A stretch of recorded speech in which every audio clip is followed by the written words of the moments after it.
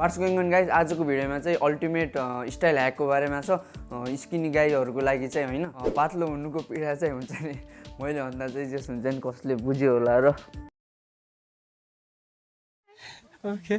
Exactly best dressing ट्रिक्सहरू भन्नेवाला छु, जुन use गरेर चाहिँ हजुरको चाहिँ 50% सम्म चाहिँ हुन्छ नि हल्का इन्सेक्युरिटी चाहिँ जस मिनिमाइज हुन्छ। भिडियोको इन्डमा चाहिँ सुपर टिप्स दिन्छ होइन, बोनस टिप्स जुनले चाहिँ हुन्छ नि 100% काम गर्छ गाइज होइन। So make sure to watch until then. फर्स्टमा छ hair style and facial hair. हुन्छ नि साइडको चाहिँ छोटो प्लस हुन्छ नि टपको भाग चाहिँ एकदम लामो हेयर स्टाइल चाहिँ प्राय कमै चुज गर्नु होला होइन। त्यसले गर्दा चाहिँ फेस हुन्छ नि लामो देखिन्छ, हजुरको चाहिँ रिजल्ट झन् पातलो देखिनुहुन्छ होइन।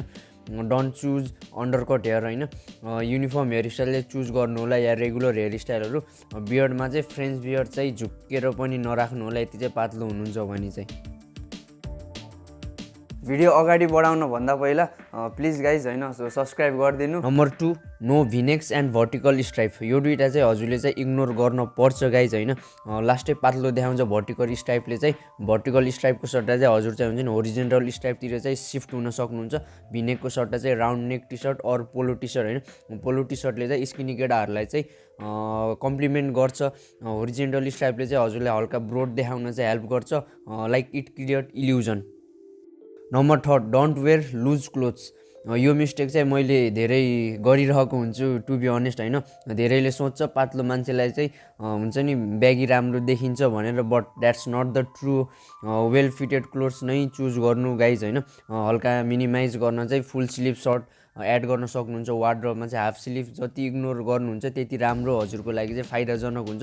Make sure to roll up your sleeves होइन, सर्ट लगाउँदाखेरि चाहिँ। प्यान्ट लगाउँदा चाहिँ स्लिम फिट प्यान्ट्स या रेगुलर फिट प्यान्ट्सहरू चाहिँ जस लगाउन सक्नुहुन्छ हजुरले। भिडियो अगाडि बढाउन भन्दा पहिला प्लिज गाइज होइन सब्सक्राइब गरिदिनु। Make sure to hit that bell notification whenever I upload होइन, हजुरलाई चाहिँ जस नोटिफिकेसन आइरहेको छ। Number 4, always choose light colour. Dark कलरले चाहिँ हजुरलाई झन् पातलो देखाउँछ guys to be honest. Dark कलरको सट्टा चाहिँ लाइट कलर चुज गर्नु होला।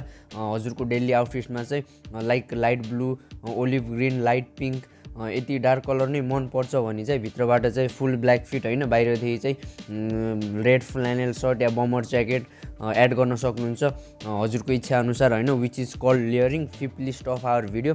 लेयरिङ चाहिँ इम्पोर्टेन्ट छ स्किनी केटाहरूको लागि चाहिँ, no matter what ever the season होइन, लेयरिङ इज इम्पोर्टेन्ट। यो टेक्निक चाहिँ अति हेल्पफुल हुन्छ यति चाहिँ हजुर चाहिँ म जस्तो पातलो हुनुहुन्छ भने। भिडियो अगाडि बढाउन भन्दा पहिला प्लिज गाइज होइन सब्सक्राइब गरिदिनु। Number 6, no skinny jeans. मैले पनि हुन्छ नि स्किनी जिन्स चाहिँ अति लगाउँथेँ, मैले नि हुन्छ नि एकदम मिस्टेक गरिरहेछु भन्ने चाहिँ मलाई बल्ल बिस्तारै रियलाइज हुँदैछ गाइज होइन। स्किनी जिन्सले चाहिँ हजुरको खुट्टा चाहिँ लास्टै पातलो देखाउँछ प्लस विक देखाउँछ होइन। So go for slim fit or straight jeans.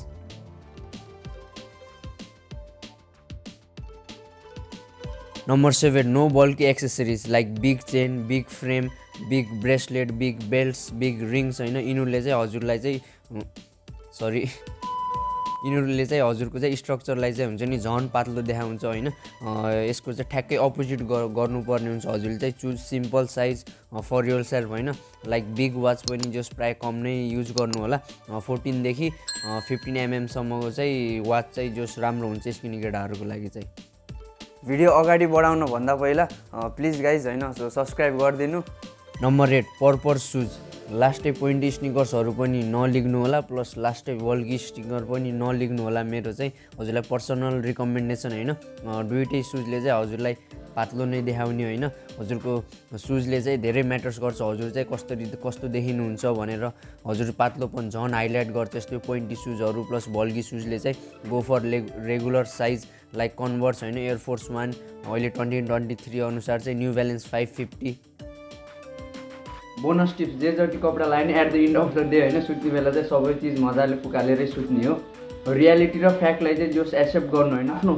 आफ्नो बडीको लागि चाहिँ हल्का क्रिटिसिजम आयो भन्दैमा चाहिँ हल्का स्ट्रेस आउट हुने, इन्सेक्योर फिल हुने होइन, त्यस्तो चाहिँ नगर्नु होला होइन। Be your self, be confidence होइन। मेरो पोइन्ट अफ भ्यूमा चाहिँ कस्तो छ भने चाहिँ confidence is the key point के, जसको लागि पनि मेरो पोइन्ट अफ भ्यू चाहिँ त्यस्तो छ गाइज होइन।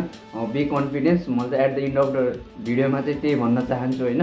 हल्का जिम जान सक्नुहुन्छ, मसल गेन गर्न सक्नुहुन्छ होइन। यदि म जस्तो हुन्छ नि आफ्नो बडीलाई चाहिँ जस एक्सेप्ट गर्नुहुन्छ भने चाहिँ छोडिदिनुहोस् होइन। त्यही हो ब्रिफिङमा भन्दाखेरि चाहिँ होइन, डोन्ट बी स्ट्रेस आउट, अरू के भन्ने यार होइन, त्यही हो।